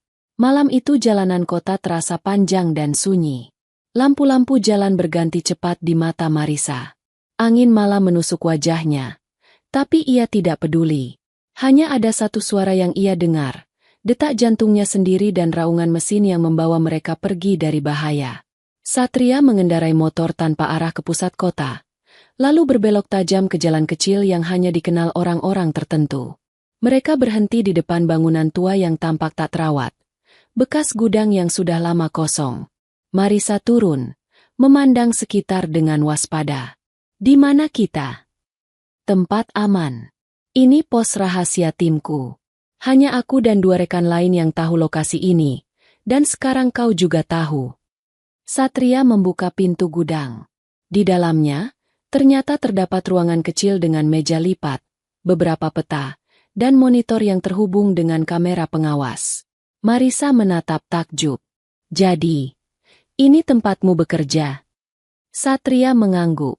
Sementara, sampai semua ini selesai. Ia menyalakan lampu kecil. Wajahnya kini tampak lebih serius dari biasanya. Marisa duduk di kursi, masih menggenggam tangan sendiri yang dingin. Satria mengambil air mineral, memberikannya padanya. Minum dulu. Kau gemetar. Marisa menerima, tapi suaranya bergetar. Satria, apa benar Randi yang mengatur semua ini? Ya, dan dia tidak sendirian. Ada seseorang di atasnya yang jauh lebih berkuasa. Marisa mengangkat kepala, keningnya berkerut. Di atas Randi? Siapa? Satria diam. Ia berjalan mendekat ke meja, membuka map hitam, dan mengeluarkan beberapa foto serta dokumen. Orang ini. Marisa menunduk. Matanya membulat ketika melihat foto seorang wanita elegan bergaun mewah. Wajahnya lembut, tapi mata itu, mata yang sangat dikenalnya. Itu. Satria menatapnya hati-hati. Ya, ibumu. Dunia Marisa seakan berhenti berputar. Kedua tangannya perlahan menutupi mulutnya. Air matanya langsung jatuh. Tidak mungkin, Satria. Aku harap aku salah. Suara Satria rendah, namun mantap. Tapi semua bukti mengarah ke sana. Akun atas namanya terhubung dengan transaksi yang digunakan Randi. Ada juga panggilan rahasia di antara mereka. Marisa berdiri gemetar. Tidak, ibu tidak mungkin terlibat hal seperti itu. Ibu bahkan tidak tahu urusan keuangan perusahaan. Satria menatapnya dalam. Aku tahu ini sulit. Tapi kita tidak boleh menutup mata. Marisa memalingkan wajah, menangis tanpa suara. Dalam benaknya, potongan kenangan melintas cepat. Ibunya yang sabar, yang selalu menyuruhnya berhenti bekerja terlalu keras, yang sering bilang, "Kau tidak perlu memegang semuanya sendirian, nak." Kini setiap kalimat itu terasa asing. Oh Tuhan, bisiknya lirih. Kalau benar semua ini. Satria mendekat, meletakkan tangan di bahunya. Marisa, dengar aku. Kita belum punya bukti penuh. Tapi aku janji akan mengungkap semuanya. Aku tidak akan membiarkan siapapun menyakiti keluargamu, bahkan jika kebenarannya pahit. Marisa menatap wajahnya. Matanya penuh air. Tapi dalam sorot itu ada sesuatu yang baru, kekuatan. Ia menghapus air matanya perlahan. Baik, aku akan membantumu. Aku ingin tahu sendiri kebenarannya. Aku ingin tahu siapa ibuku sebenarnya. Satria mengangguk pelan. Malam itu, dua manusia yang awalnya terikat oleh kesalahpahaman kini bersatu oleh satu tujuan yang sama, mencari kebenaran. Beberapa jam kemudian, Satria duduk di depan monitor sambil mengetik cepat. Ia mencoba menembus sistem keamanan perusahaan untuk mendapatkan catatan transfer terakhir. Marisa duduk di sampingnya, memandangi layar dengan napas tertahan. Tiba-tiba, layar berkedip. Sebuah folder baru muncul. Nama filenya, Rencana Pelabuhan, 27 Oktober. Satria membuka file itu. Dalamnya ada daftar nama dan catatan waktu pengiriman kontainer dari luar negeri. Di baris paling bawah, tertulis nama pengirim dengan inisial MW. Marisa menatap tajam. MW, itu inisial ibuku, Mirna Wijaya. Satria menghela napas panjang. Kita harus ke pelabuhan itu sebelum tanggal 27. Itu pengiriman besar berikutnya. Marisa mengangguk, meski wajahnya pucat. Baik, aku akan ikut. Satria menatapnya tegas. Tidak, Marisa. Ini berbahaya. Aku tidak peduli. Ini tentang keluargaku. Kalau kau ikut, aku tidak bisa fokus melindungi data sekaligus dirimu. Kalau aku tidak ikut, aku tidak akan pernah bisa menatap diriku sendiri di cermin setelah semua ini. Satria menatapnya beberapa detik tanpa berkata apa-apa. Lalu akhirnya ia menyerah. Baik, tapi ingat kau harus menuruti semua perintahku. Marisa mengangguk mantap. Aku ingat. Aku janji. Ia menatap ke arah pria itu, yang kini tampak begitu serius di bawah cahaya biru monitor. Satria, pria yang dulu ia kira hanya mekanik bengkel miskin, kini berdiri sebagai pelindung dan penentu nasib hidupnya. Dan di antara ketegangan itu, di dalam hati Marisa yang gemetar, tumbuh perasaan yang tak lagi bisa ia sembunyikan. Satria menatapnya balik, seolah bisa membaca isi hatinya. Namun ia hanya berkata pelan. Tidurlah malam ini, Marisa. Besok kita akan mulai menghadapi kebenaran. Marisa menunduk, lalu berbalik menuju sofa kecil di pojok ruangan. Ia mencoba memejamkan mata. Tapi pikirannya terus bergulir tentang apa yang akan terjadi.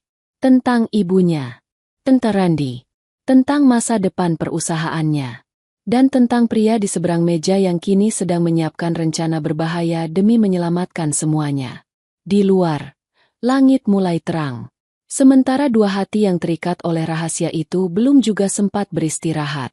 Karena mulai besok, kebenaran yang mereka cari akan mengubah hidup keduanya selamanya. Malam itu, angin laut berembus kencang membawa aroma asin dan suara rantai besi yang bergemerincing. Langit tampak kelabu. Lampu-lampu di pelabuhan berkelip di antara kabut tipis. Di kejauhan, tumpukan kontainer berdiri seperti dinding logam raksasa yang menyembunyikan sesuatu. Satria berdiri di balik mobil hitam tua, mengenakan pakaian serba gelap. Wajahnya tegang. Matanya menatap tajam ke arah kapal besar yang baru saja bersandar. Di tangannya, sebuah alat komunikasi kecil berkedip hijau, tanda bahwa timnya sudah menempati posisi. Di belakangnya, Marisa duduk diam di kursi penumpang, mengenakan jaket hitam. Tangannya gemetar halus, tapi wajahnya tetap teguh. Satria menoleh, menatapnya sebentar. Masih bisa mundur sekarang.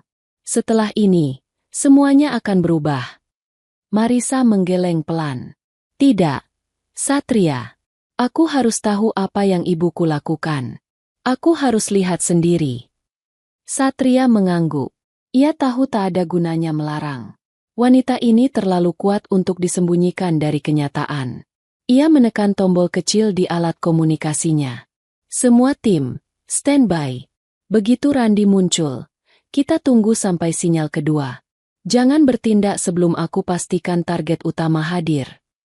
Suara di alat itu menjawab pelan. Siap, Kapten.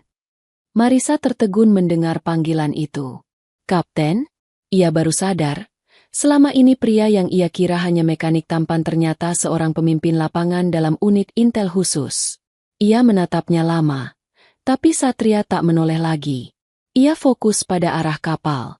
Beberapa menit kemudian, dua mobil hitam memasuki area pelabuhan. Lampu sorot dari dermaga menyoroti wajah orang-orang yang keluar dari dalamnya. Randy. Dan di sampingnya, seorang wanita bergaun coklat muda, mengenakan syal sutra, Mirna, ibunda Marisa. Marisa langsung menahan napas. Matanya membulat, dadanya sesak. Ibu, bisiknya pelan. Satria menyentuh bahunya lembut, menahan agar ia tidak keluar dulu. Tenang, biarkan dulu mereka bicara. Dari kejauhan, Satria dan Marisa mengintip lewat celah kontainer. Mereka bisa mendengar samar-samar percakapan di antara suara ombak dan langkah sepatu yang menjejak baja. Randy berkata dengan nada hormat. Semua sudah siap, Bu. Kapal berangkat jam 2. Setelah transaksi ini selesai, tidak akan ada jejak yang tersisa. Mirna menjawab tenang, suaranya dingin. Bagus. Pastikan tidak ada kesalahan. Aku tidak ingin anakku tahu apapun tentang urusan ini. Kata-kata itu membuat hati Marisa seperti ditusuk. Ia hampir melangkah maju, tapi Satria menahan tangannya kuat-kuat. Jangan. Belum waktunya. Air mata jatuh di pipinya. Wanita yang selama ini ia hormati, ternyata bukan sosok yang ia kira. Ibunya sendiri terlibat dalam bisnis kotor yang merusak nama ayahnya. Satria menatap wajah Marisa yang menahan tangis, lalu memalingkan pandangannya ke arah target. Ia menekan tombol di komunikator. Tim, bersiap. Tunggu tanda dariku. Namun sebelum mereka sempat bergerak, sesuatu terjadi. Salah satu anak buah Randy menoleh ke arah mereka. Ia sempat melihat bayangan bergerak di balik kontainer, lalu berteriak keras. Siapa di sana? Suasana langsung berubah kacau.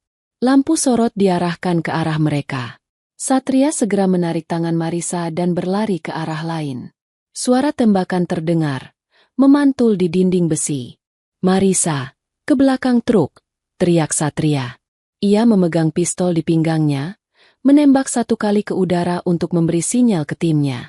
Beberapa detik kemudian, sirene polisi mulai terdengar dari kejauhan. Namun Randy dan anak buahnya sudah bereaksi cepat. Mereka menyeret Mirna ke mobil. Ibu, jangan! Jerit Marisa sambil berlari keluar dari persembunyian. Satria mengejar, tapi Randy menodongkan pistol ke arah mereka. Jangan ikut campur, Kapten. Kalau tidak, aku tembak ibunya. Satria berhenti, menatap tajam. Kau sudah dikepung, Randy. Tidak ada jalan keluar. Randy tertawa keras. Aku tidak butuh jalan keluar. Aku hanya butuh jaminan hidup. Tiba-tiba, Mirna menepis tangan Randy dengan gerakan cepat. Cukup, Randy. Semua ini sudah kelewatan.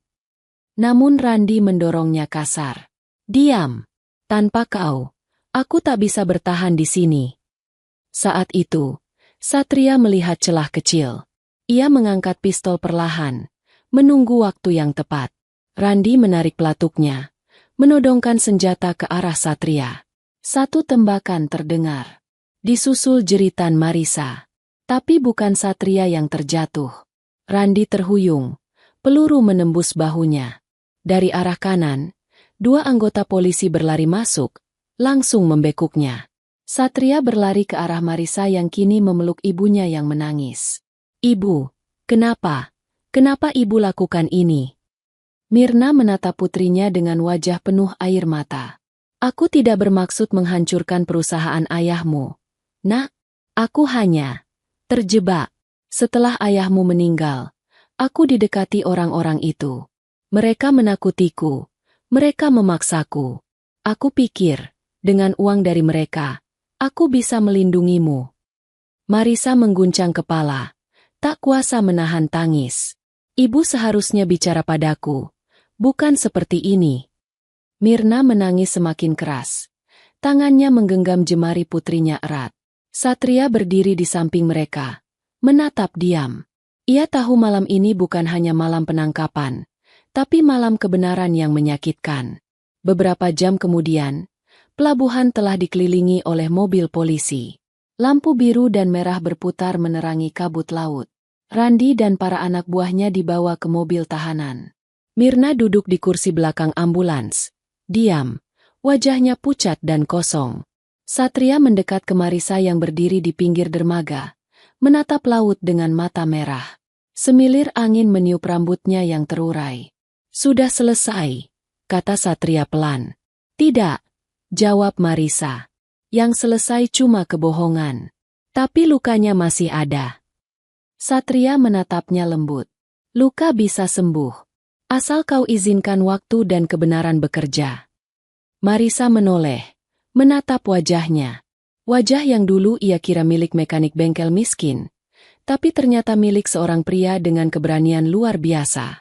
Air matanya jatuh lagi, tapi kali ini bukan karena marah. "Terima kasih, Satria. Kalau bukan karena kau, aku mungkin takkan pernah tahu siapa yang benar-benar mencintaiku, dan siapa yang menghancurkanku." Satria menggeleng. "Tidak, Marisa. Aku hanya menjalankan tugas." "Tugas?"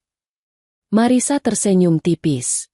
"Kalau hanya tugas, kau tidak akan mempertaruhkan nyawamu untuk menyelamatkanku malam ini." Satria terdiam. Ia menatap laut sebentar, lalu berkata pelan, "Mungkin, sejak hari kau melamarku di pinggir jalan itu, aku sudah kehilangan kendali atas tugasku." Marisa tersenyum lirih. Air matanya jatuh perlahan. Ia tahu, di balik kalimat itu, tersembunyi perasaan yang tidak perlu dijelaskan lagi. Beberapa minggu kemudian, perusahaan Maharani Group perlahan pulih. Randi dan para rekannya sudah dijatuhi hukuman. Mirna menjalani proses hukum dengan tenang, sementara Marisa memutuskan untuk memaafkan ibunya. Maharani Group kini kembali berdiri tegak, bersih dari tangan kotor yang pernah menggerogoti di dalamnya. Ruang-ruang yang dulu penuh ketegangan kini dipenuhi tawa. Dan di tengahnya, seorang wanita berdiri dengan kepala tegak. Marisa berdiri di depan kaca ruang kerjanya, menatap langit biru yang cerah. Sudah lama ia tidak merasakan damai seperti ini. Pintu diketuk. Satria masuk, mengenakan kemeja putih sederhana, bukan lagi seragam polisi.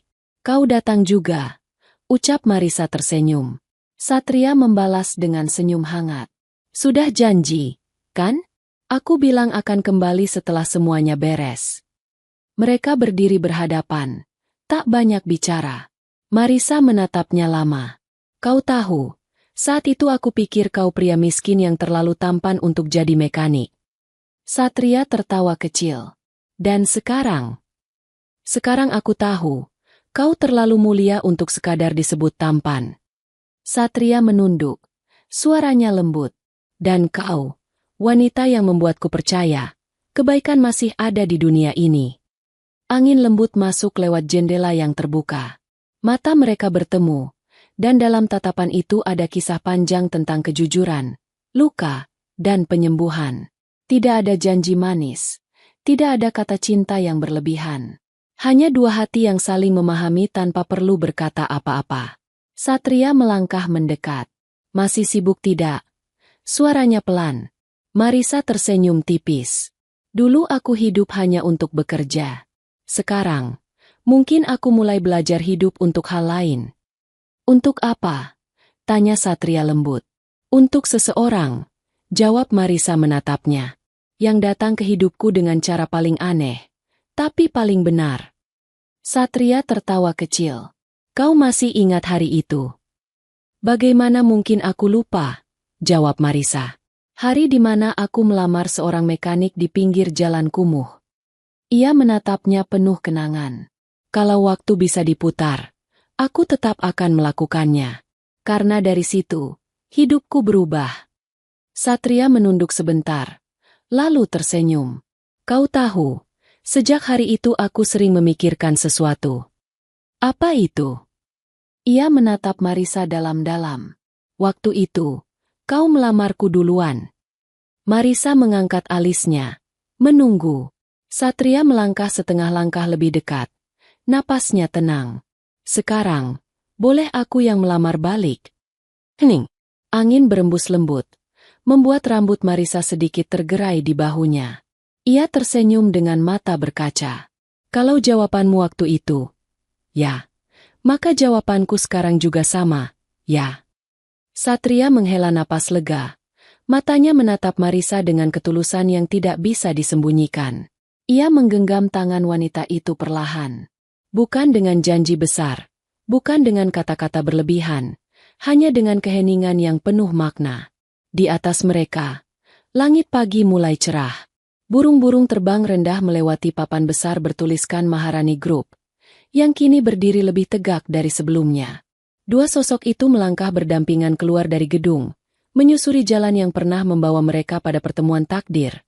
Kali ini bukan sebagai bos dan mekanik, bukan sebagai agen dan target, tapi sebagai dua hati yang akhirnya pulang. Dan di bawah langit yang biru itu, kisah mereka berakhir. Bukan dengan perpisahan, tapi dengan awal yang baru. Cerita selesai. Sahabat semua, kadang Allah menulis takdir dengan cara yang tak kita pahami. Marisa tak pernah tahu, pria yang ia temui di jalan itu bukanlah sembarang orang.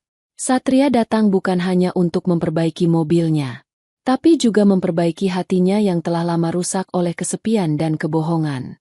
Cinta mereka tak dimulai dari kemewahan, tapi dari kejujuran dan keberanian. Dan ketika kebenaran terungkap, mereka belajar bahwa keindahan cinta sejati bukan tentang siapa kita di mata dunia, tapi tentang siapa yang berani tetap tinggal saat segalanya runtuh. Sahabat semua, jika cerita ini menyentuh hati kalian, jangan lupa tekan like, share ke teman-teman, dan tinggalkan komentar tentang pelajaran apa yang kalian ambil dari kisah ini.